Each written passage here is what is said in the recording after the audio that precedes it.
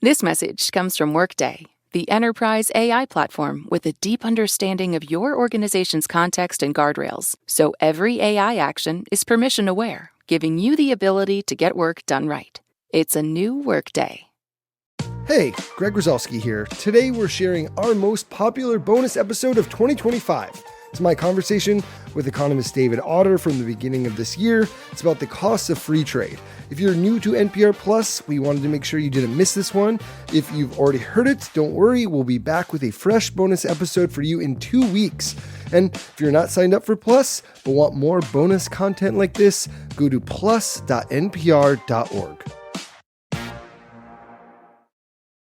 This message comes from Workday, the enterprise AI platform with a deep understanding of your organization's context and guardrails, so every AI action is permission-aware, giving you the ability to get work done right. It's a new Workday. This week on Wait, Wait, Don't Tell Me, we talked to legendary musician Jason Narducy about being in a punk band when he was just 11 years old. We broke up when I was 12, and I just felt like I needed to go through puberty without band drama.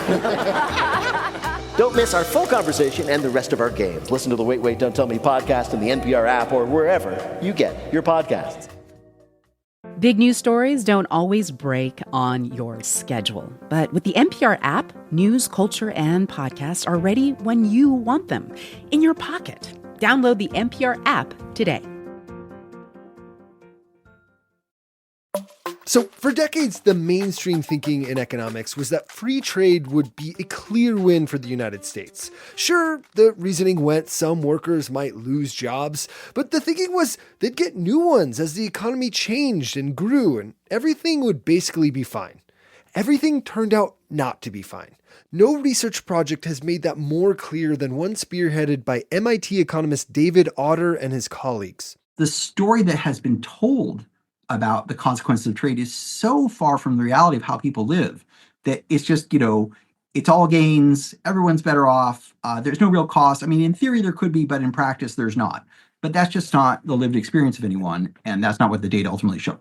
Over the last 15 years or so, Autor, along with economists David Dorn and Gordon Hanson, have published a series of eye-opening studies on something known as the China shock. The shock refers to what happened to the United States after Chinese imports came flooding into the country starting around 2001. What the economists found was devastating. Well over 1 million manufacturing jobs destroyed. These job losses were hyper-concentrated in communities around America. The China shock basically created miniature depressions in these communities, and former manufacturing workers struggled to adapt and get new jobs. Economic research and research in all other social sciences says job loss is extremely costly. Mortality goes up, depression goes up, next to, going through a divorce, or, it's really way up there in the degree of psychic damage. Of course, people can lose jobs and so on, but we shouldn't pretend that this is inconsequential. Autor, Dorn, and Hanson recently joined with economist Maggie Jones and Bradley Setzler to revisit their influential China shock research. This time, they have even better, more precise data. And with the greater passage of time, they're able to look and see what happened to American communities hit by the China shock over a longer time frame. Their analysis goes through 2019, the eve of the COVID-19 pandemic. In this new paper, they're able to disentangle the effects on people and the effects on places. It paints an even more nuanced and, as David describes it, bleaker picture of what happened to the manufacturing workers directly hit by the China shock. The paper also shows how a different set of workers in these communities, like immigrants and young folks with college degrees, found jobs in new sectors that grew out of the ashes of manufacturing. So I interviewed Autor earlier this year for the Planet Money newsletter. We'll link to it in the episode notes. It was a really wide-ranging and deep conversation about the China shock, economics, and the role of tariffs. Some of the stuff we talked about didn't make it into the newsletter, but we're happy to be able to share it with you now in this bonus episode. Okay, here it is, my conversation with MIT economics professor David Autor.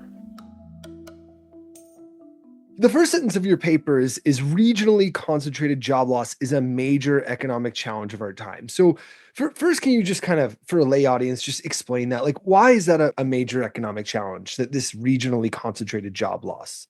Well, sure. So, we do not have high unemployment in the United States and haven't had for a long time. But we have had declining labor force participation of less educated workers. And that has been strongly tied, associated with the decline of blue collar work. And a lot of the non-working adults are men without college degrees, many of them who might have been in kind of production work, not exclusively, but in blue collar work some time ago.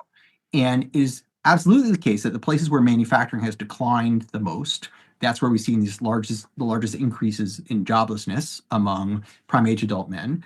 And then the China trade shock provided a very focal event for seeing that because its impacts were so regional. Why are they so regional? Because, although Chinese goods are sold in, Walmarts all over America, the places that would have made those goods, had they not come from China, were very localized, right? So you have like the furniture capital, the sweatshirt capital of the United States, and, industry is very localized. Manufacturing is, first of all, hospitals and drugstores and grocery stores, you find them in every county. Right?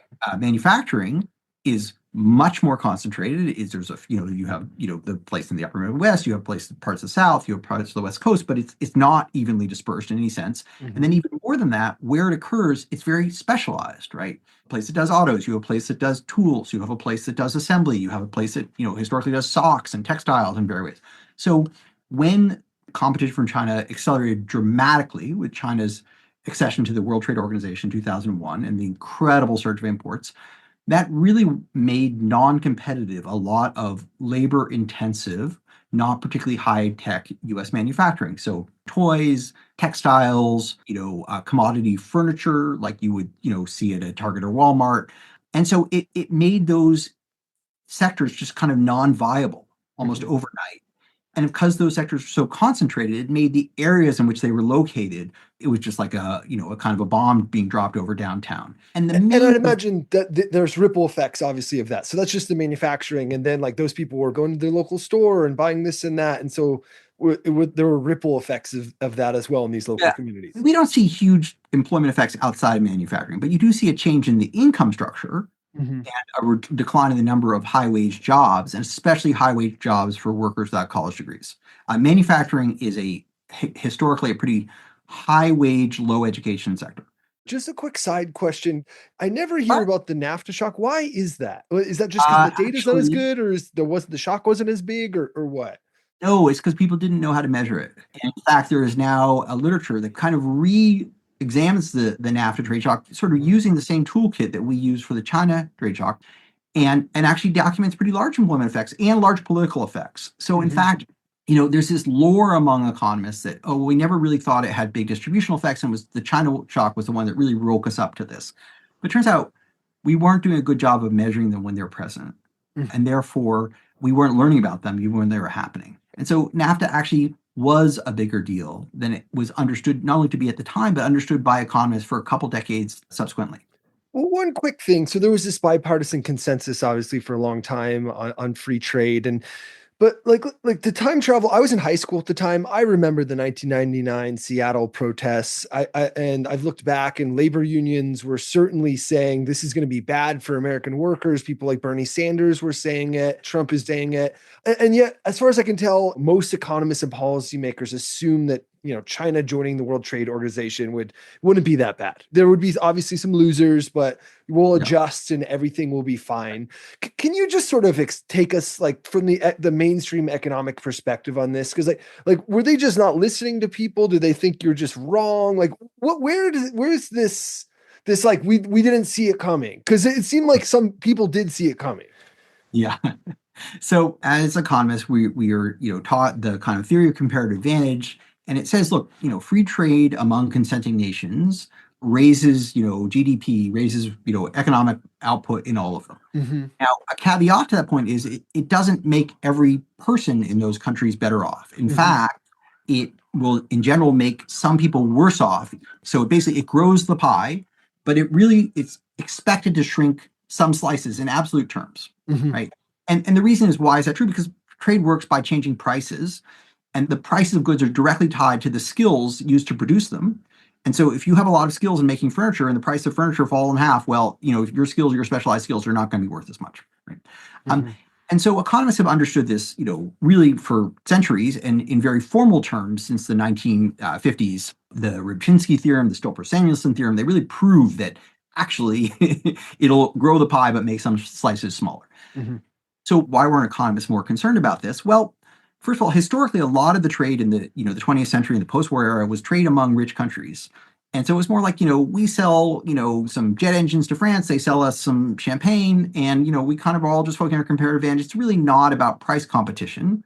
It's around, trading specialized goods in which, of course, it's great. We're both better off to make that trade. That's one reason. So we weren't kind of used to major trade expansions with, much lower income countries. Doesn't mean we can't benefit from that, but it's going to have different consequences. The other is the absence of evidence of adverse effects. And the absence was taken as evidence of absence, that there were no effects. But it turns out the research methods that were used to analyze that were just not really asking the right questions. In some sense, they were asking questions about prices because trade works through prices. They weren't asking questions about employment. In many economic models, employment is assumed to be 100%. Everyone who wants to work can work. And so, the only effects you would expect to see in that case would be changes in wages. But in fact, what we see is a lot of it occurs through changes in employment rates, not through changes in wages. So Dorn and Hansen and I have been working on this for more than a decade. And our first paper on this, the so-called China Syndrome paper, took a different... What year was that again? I know there was a working paper and then it was officially published. It was a working paper in 2011. It was published in 2013, so lightning fast for economics. And it basically said, instead of looking at the aggregate economy and wages and prices, let's look at regional labor markets, commuting zones, clusters of counties where people live and work, of which there are 722 commuting zones by how we define them. And let's look at the ones that are more exposed to Chinese imports and the ones that are less exposed. And what we mean by more exposed is they were previously making the things in which China gained big market share. And what we mean is big market share is all countries started importing these goods from China, right? So we don't just look at imports of sneakers to the US, we look at them in Australia and Japan and France and Germany, and we look at the common component and say, well, if everyone is all of a sudden switching to Chinese sneakers or Chinese furniture or Chinese tools or Chinese clothing, it must be because they're becoming much more productive or facing lower trade barriers, right? It's not because the US is suddenly making them badly, it's just because China's gotten really good. And then we say, let's look at the geography. What places would therefore be facing reduced demand? And there you can see immediately, it's incredibly first order evident, actually, that first of all, manufacturing employment goes down. You would expect that. That would have to be true. We're importing stuff, we're not making it. So of course, manufacturing employment goes down in those areas. And then the open question is, well, what happens? Do people just find another equally good job? Does another manufacturing sector grow up, et cetera? And what we found is a rise in unemployment, a non-participation, an increase in usage of social transfer benefits, some of them well-targeted like unemployment insurance and trade adjustment, but a lot of them having Medicare, Medicaid, disability.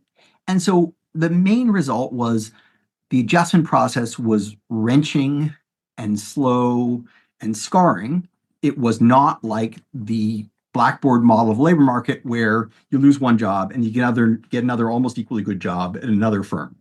In other words, the model was like, I think if you've used this term before, they assumed there would be sort of like the seamless, frictionless shifting and reallocation across the economy. You'd be like, oh, I lost a manufacturing job, but you know what? In this new economy, I could work at X place, and there might be some pain in the short run, but there's payments, and like these places will adjust. Sure. Look, a million jobs, right? We're a labor market of 150 million people. Like, how much could that matter, right? That's like less than 1%. The tide goes in and out every day. So, water goes in, water goes out. Why does it matter? But of course, it's not a million jobs evenly spread across the country, right? So it was very concentrated in the South Atlantic, the Deep South, parts of Texas, and then a little bit on the West Coast. And it was really concentrated. These industries were kind of the economic foundation of a given community. So to go to this new paper, so you're disentangling the effect on place versus the effect on people. And just so I have it, why do we care about that distinction? Because I think most of the time people think, oh, an American community gets hurt. Why disentangle the place versus the people? Well, I think they're both valid perspectives, right? So obviously, it's not hard to make the case for the people, right? Well, these are the people who were there, they were affected, right? And it might legitimately feel like, wow, this really didn't work out well for us. We're pretty upset about it. And then there's like, well, how's the city of Boston doing? How's Cambridge? How's Los Angeles? How's Duluth, et cetera. And so if you look at it from the perspective of a place, you get a quite different answer because they have in many ways bounced back. And you could even point and say, look, unemployment is low. There's lots of new businesses. There's young people coming in. It's more diverse, et cetera. So what are you even worried about? Well, if you were the person who was in manufacturing at that time, you understand very well what happened and how it still feels. You actually, turns out, those people, you might think they all would have packed up and headed for higher ground, but in fact, they became less likely to move out, possibly because they were, in dire straits, so it was hard to get the resources, possibly because they didn't see better opportunities available to them. The many of the places they might have gone were similarly affected. And so there was no real reason to leave. Correct me if I'm wrong. So like basically free trade with China like led to deindustrialization in a bunch of different communities.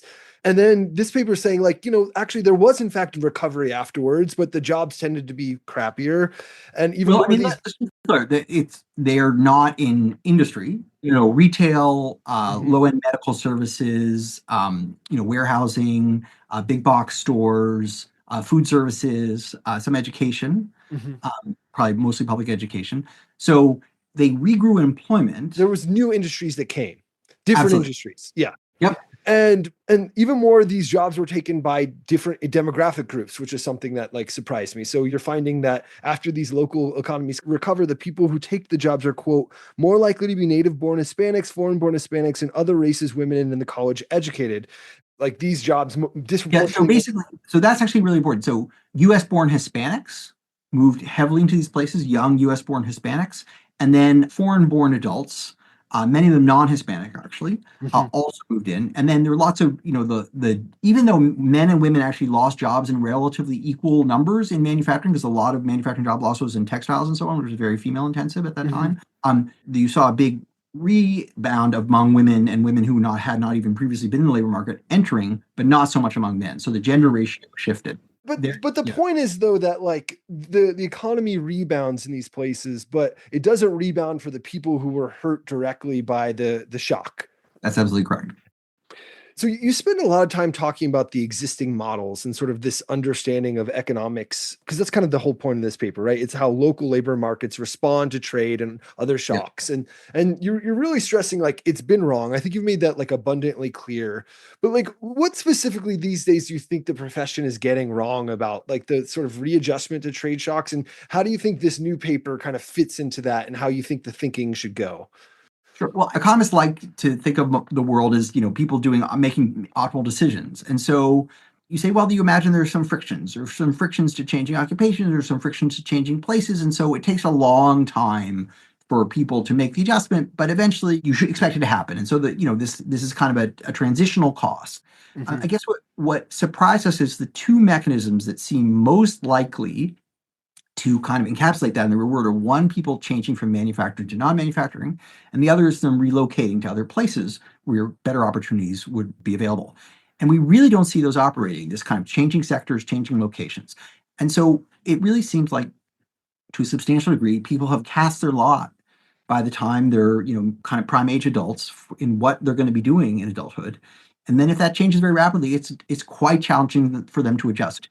Just to recap, so there's the two mechanisms. One is like, oh, I change my industry, I get a different job. The other is I move to a different place. And both of those seem to be broken. Instead, these people, I guess disproportionately, are what are they doing? They're unemployed, or are they on social assistance? Many of them stay in declining manufacturing industries. Manufacturing goes into long run decline. And many of those people who stay working stay in manufacturing to some extent. Some leave the labor force, some retire, and some transition to non-manufacturing, but it's not quantitatively very large. So many of them just kind of age in place. And this is a bit of speculation, but like, what is driving that? Is there like a behavioral response? Like, is this like an irrational sort of thing, or are there incentives in the system that like disability benefits or something that allow this to? It's a very rational thing. People. Why are you doing the job you do? It's the thing you're best at, the thing you enjoy, the thing that your skills that you've invested in skills, the things that it's the highest paid thing you can do. Most people are doing the job that pays them the highest pay they could earn, right? And so the next set of opportunities, the outside option, is very rarely as good as the one that you have. That's why you're not taking it already. And so when manufacturing declines, you say, well, this is my identity, these are my skills, this is the thing I'm best at doing. And so people stick with it to the degree they can. As the sector contracts, definitely some people lose jobs, some people transition out of manufacturing, some people leave the labor force. But other people, a lot of what the contraction occurs is they'd stop hiring. And so new people don't enter. The sector once it starts contracting, it just, really plummets over the next 20 years. But a lot of that is through reduced entry. So I think one reason why the China shock paper resonated so much is it kind of coincided with the rise of Trumpism. And like, I feel like every time I read one of your papers, I just feel like light bulbs going off. For example, this paper, like I kept thinking about like the populist and nativist politics we've seen explode over the last decade plus. I'm just curious, like, has this whole project sort of opened your eyes to this? Does it make more sense? What's happened politically? I like to think my eyes have been open to this for a while because I've been working on it for a while. Yeah. But this does give more depth and nuance to the sense of, wow, where, essentially a lot of people, they saw their communities decline and then the world changed very rapidly around them while they kind of aged in place. Data doesn't speak in words, but that's a very dramatic story. Yeah. I want to say that, there are many ways the U.S. could have handled better this trade shock, right? I think the U.S. was very blinded by the belief that there was nothing to worry about. So why do you need a policy for a thing that's not a problem? And because of that, kind of almost ideological belief that no one could be harmed, we didn't have in place adjustment policies to support workers who want to change jobs, right? The Obama administration actually really ran a terrific experimental project with the trade adjustment assistance program, where essentially they said, look, if you take a new job soon, we'll help make up part of the difference between your old wage and your new wage, at least for a while. And that is attractive to a lot more people who don't want to go back to school. And Brian Kovac of Carnegie Mellon University and co-authors, finds that this was actually really effective in helping people get back into the labor market. It didn't like raise their earnings over the long term, but it prevented the kind of long-term displacement. And then there was no effort to really buffer the rate at which this occurred. Labor market transitions are slow. Things that happen over the course of a generation are much more manageable than things that happen over the course of a couple of years. And the China trade shock was just incredibly rapid. And there were provisions to slow it down in the side agreements that were negotiated, but they were not used. The Bush administration didn't think they were necessary.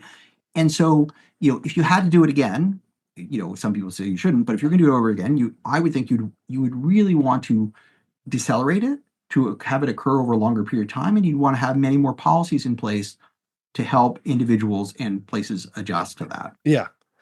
Just a few more questions. So just to talk a little bit of the Trump administration's recent trade actions, it seems that there's at least two different camps. Like they both support they all support tariffs, but there's one camp where like, yeah, it probably won't be great for the economy, but Trump is doing all this stuff for politically necessary reasons, national security, drug inflows, that sort of stuff. And they kind of view tariffs as like this tool to accomplish political ends. And they're like, sure, maybe that will have some economic costs.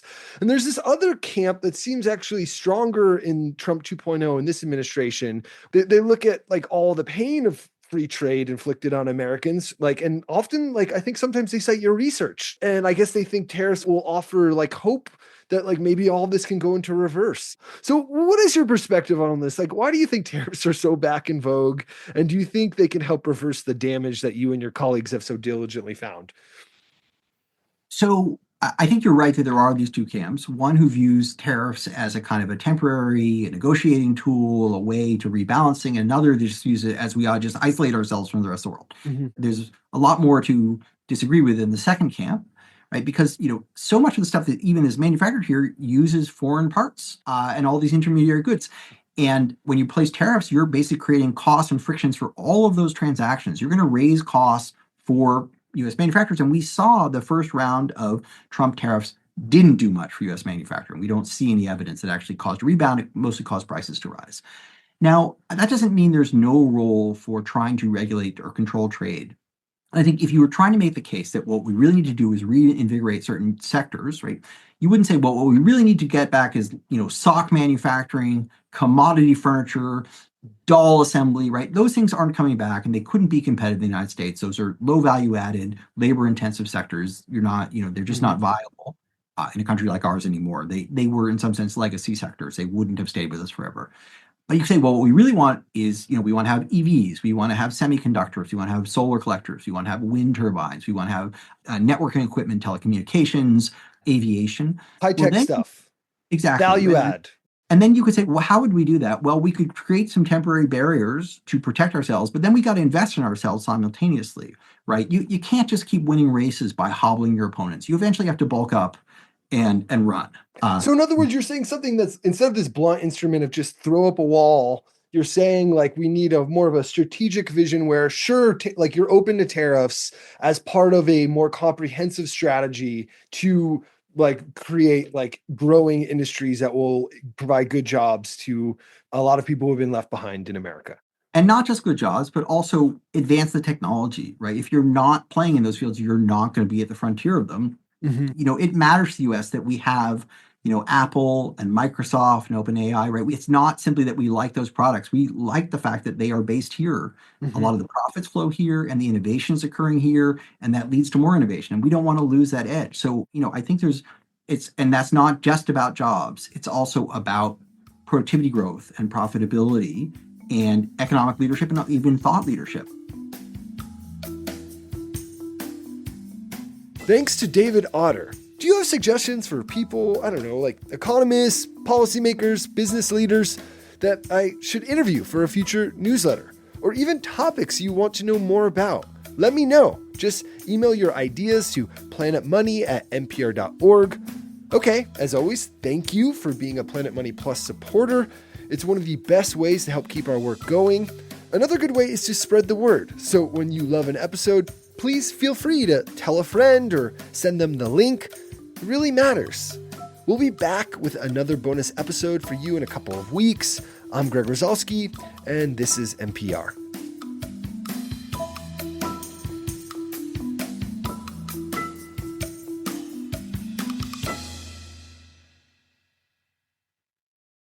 This message comes from Workday. Guessing is for game shows, not your business, especially when your margin for error is zero. Workday is the enterprise AI platform for HR, finance, and IT with a deep understanding of your organization's context and guardrails. So every AI action is permission-aware, giving you accuracy 24/7 and the ability to not just get work done, but get it done right. It's a new Workday.